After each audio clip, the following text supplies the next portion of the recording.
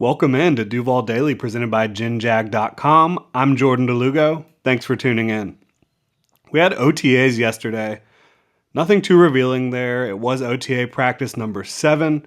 The Jaguars are working their way towards mandatory minicamp, which is next week for 3 days, and then they'll have some time off, and then they'll get into training camp mid to late July. So the dead period is kind of upon us. There are OTA practices that we can go try to glean some information out of, but they're not doing too much right now in terms of there's no pads, there's no hitting. It's pretty vanilla at this point, but the dead period is kind of now until training camp gets going. But you did have 2 unfortunate injuries yesterday, C.J. Beathard and Jordan Smith. They went down. It's not clear at this point what their injury diagnosis is, if they'll be out for a long time, a short period of time, what the situation is. Both guys were down on the field for quite a while. C.J. Beathard was carted off the field while Jordan Smith was kind of helped off the field with the training staff supporting his weight there.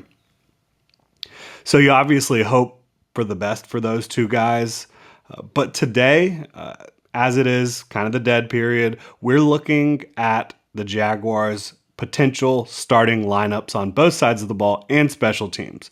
Who are going to be the Jaguar starters in 2022?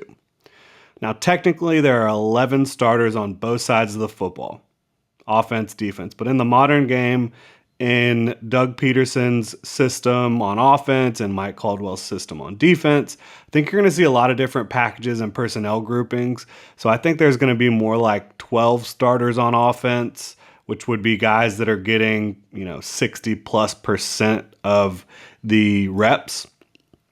And then probably about 12 to 13 starters on the defensive side of the ball. Again, guys that are getting, more than half the reps on that side of the ball. So we're going to look at all the different starters, my projected starters for the Jaguars. A lot of it's pretty chalky, but I think there's some value in looking at who the main contributors will be for the Jaguars on both sides of the football. If you're a fan of the show, please like and subscribe on YouTube. Y'all support, it means so much to me. Could not do this without you guys. Follow myself at Jordan DeLugo on Twitter, Generation Jaguar at Generation Jag. I'd also like to share with you guys real quick another project I'm working on.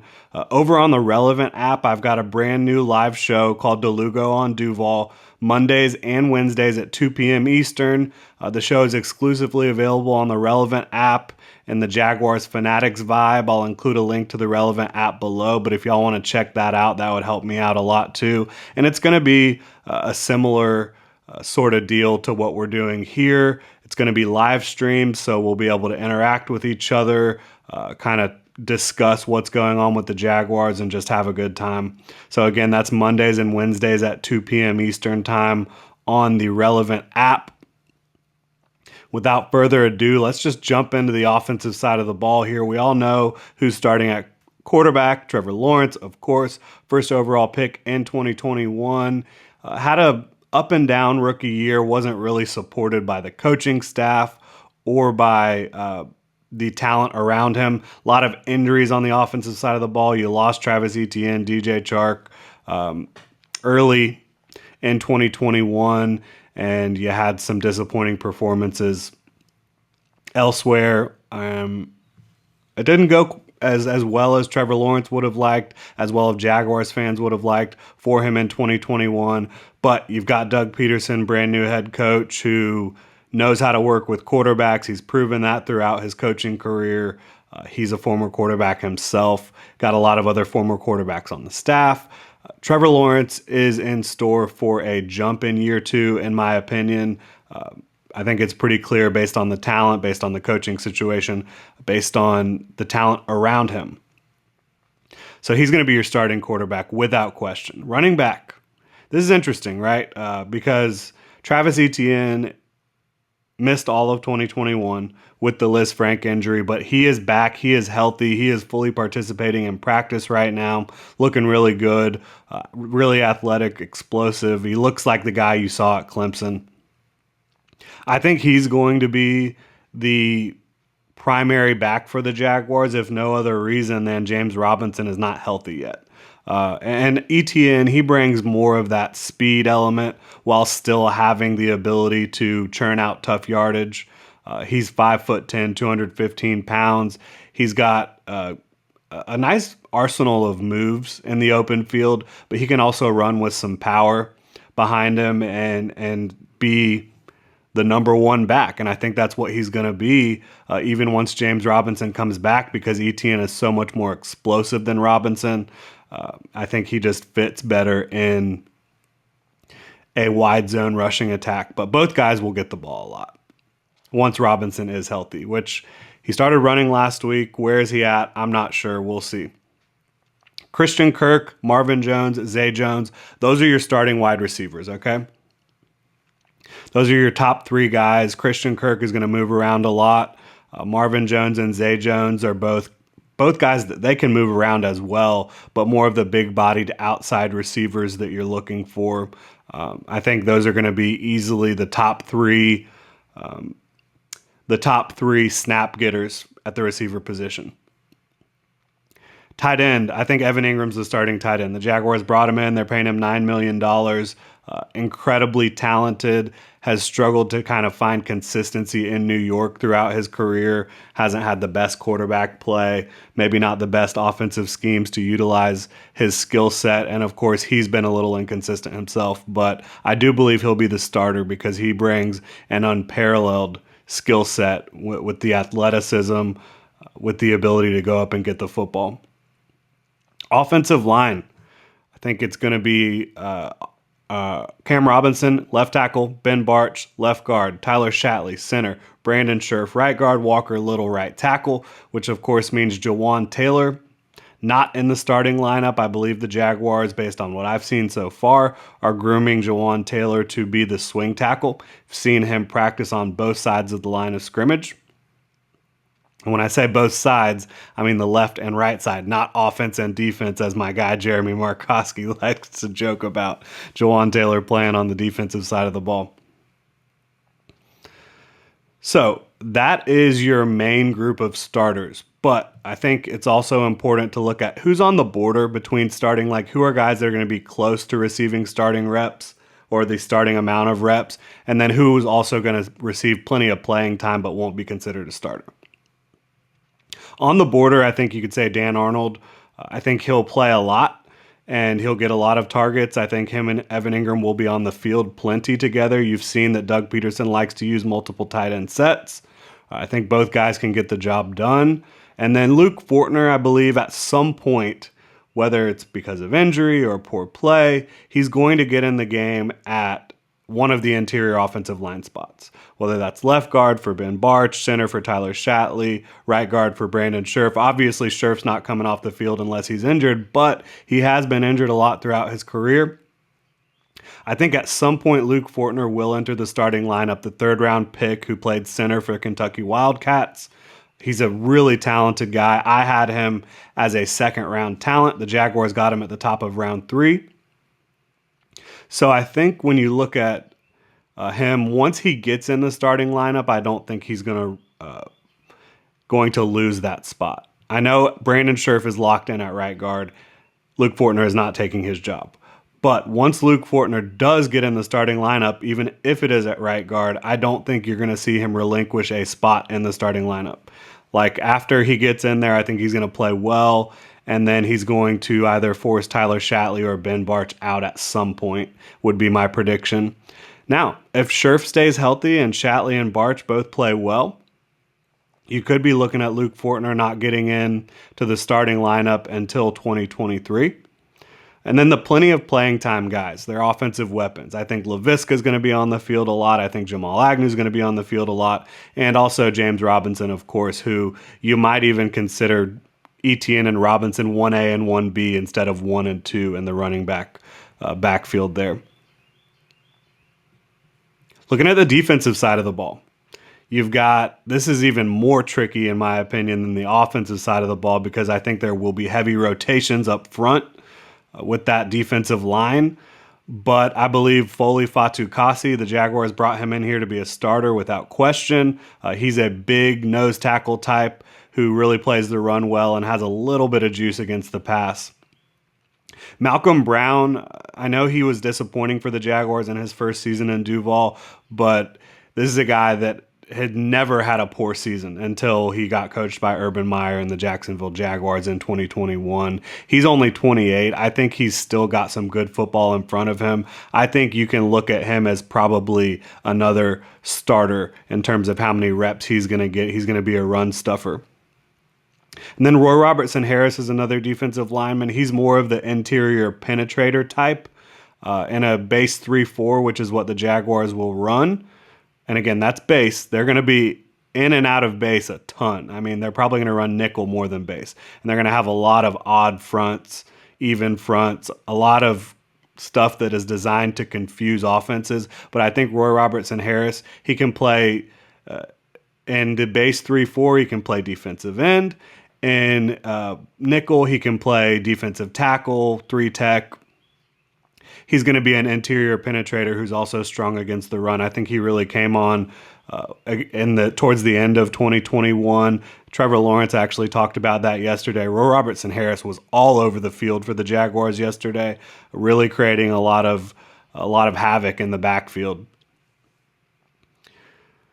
Josh Allen and Trayvon Walker are your two starting edge defenders, which are 3-4 outside linebackers or 4-3 defensive ends. I think they'll both be able to do both.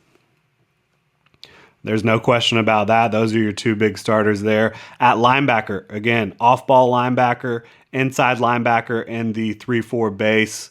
I think you've got Foye Oluokun, who the Jaguars paid, $15 million per year to come in and shore up the linebacker spot. And you've also got Devin Lloyd, who the Jaguars traded up for, went up to number 27 overall from 33 to land Devin Lloyd. He's going to start for you. Him and Foye Oluokun will be in the middle there. And Lloyd does have that versatility to drop down and play 3-4 outside linebacker as well. Now at cornerback, I think you've got 3 starters, even though if you look at a depth chart, right, you're probably only seeing 2 starters. But at corner, you've got Shaquille Griffin, Tyson Campbell, and Darius Williams. Williams is still not fully healthy, but once he returns, I believe those 3 guys will all receive a ton of reps. I would hope that it'll be a matchup-based situation on where they'll align, because all 3 of those corners have primarily lined up on the outside throughout their career.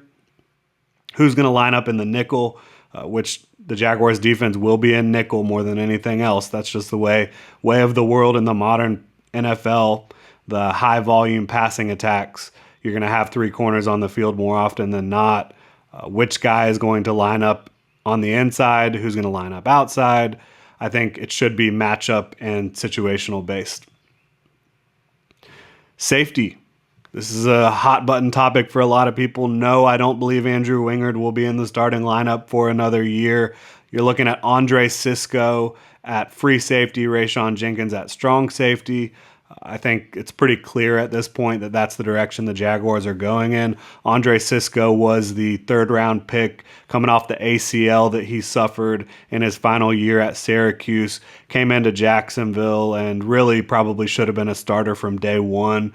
The Jaguars coaching staff was not keen on doing that, despite Andre Cisco's clear ability to make impact plays, and I thought he played overall for a rookie, pretty clean football throughout training camp, throughout the preseason, and then once he finally did get on the field consistently later on. You look at on the border guys, I think Devon Hamilton is an on the border guy. He'll play a lot alongside Foley Fatukasi and Malcolm Brown. He's a 3rd-year defensive tackle, former 3rd-round pick. He struggled last year, showed really good flashes during his rookie year, but then he suffered a knee injury, missed some time. Last year was kind of a crapshoot for a lot of these guys up front, especially early on. But I think Devon Hamilton will play a lot. I think Chad Muma, who's another 3rd-round pick, but 2022 3rd-round pick for the Jaguars, number 70 overall. He's another one. I had him at 33 overall on my board. The Jaguars were able to land him 37 spots later at 70 overall. And I think he is the third linebacker behind Devin Lloyd and Foye Oluokun, but you can use him in a lot of different ways. He's been told by the coaching staff he'll be the money backer, so I do think he'll get on the field a good amount. I don't know if it will be enough to be considered a starter based on what I've seen over the last couple weeks at OTAs. Of course, we'll continue to monitor his status moving forward throughout training camp and see if they're able to get him some more work with the ones. That leads us to special teams. You've got Logan Cook as your starting punter. Jamal Agnew is still working his way back from his hip injury, but I've seen him on the practice field. I've seen him running routes. I've seen him returning kicks. He is not wearing his jersey yet. He's still in the weighted vest, but he looks good. He looks ready to go. Similar to Travis Etienne and his ability, he doesn't look like he's lost any of that juice, the ability to change directions quickly, the speed, the explosiveness of Agnew looks like he's going to be good to go for the start of the regular season. And then Andrew Mevis, I believe, is going to end up winning the starting kicking job. Really accurate kicker who played at Fordham and then at Iowa State. Had a hell of a year for the Cyclones last year. Jaguars picked him up in undrafted free agency. He's got a big enough leg. He's accurate with the football. I think he can handle kickoffs as well. So that is who we're looking at with our starters. I'll run through it again. Trevor Lawrence at quarterback, Travis Etienne at running back, Kirk, Jones, and Jones at wide receiver, Evan Ingram, and then you could kind of have Dan Arnold as a slash there, as a pseudo starter who's going to get a lot of reps. And then Cam Robinson, Ben Bartch, Tyler Shatley, Brandon Scherf, Walker Little. If Luke Fortner does have to enter the starting lineup due to injury, I don't think he'll relinquish that job long term. And then plenty of playing time guys, Laviska Shenault, Jamal Agnew, James Robinson. Defensively, Foley Fatukasi, Malcolm Brown, Roy Robertson Harris up front are going to be the guys that get the most reps, in my opinion. Then you've got Josh Allen and Trayvon Walker on the edge, Foye Oluokun, Devin Lloyd. At off-ball linebacker, Shaquille Griffin, Tyson Campbell, Darius Williams at corner, Andre Sisco and Rayshawn Jenkins at safety. On the border guys, Devon Hamilton, Chad Muma. I should also include Arden Key and DeJuan Smoot as plenty of work type of guys. They're not going to be starters, but they are going to get a ton of reps. Doug Peterson likes to have a defense that you rotate a heavy amount of guys in on the defensive front or on the defensive line to keep those guys fresh and just to have impressive depth that can keep you going throughout games. And then I think Andrew Mevis will win the starting kicking job. Logan Cook is obviously the punter, and Jamal Agnew, when healthy, is the kick returner / punt returner. That's going to do it. Thanks so much for tuning in, Duval. Hit me up on Twitter at Jordan DeLugo. Follow Generation Jaguar at Generation Jag. Make sure to hit that like and subscribe button on YouTube and check genjag.com for all the latest Jaguars news, analysis, and Duval gear.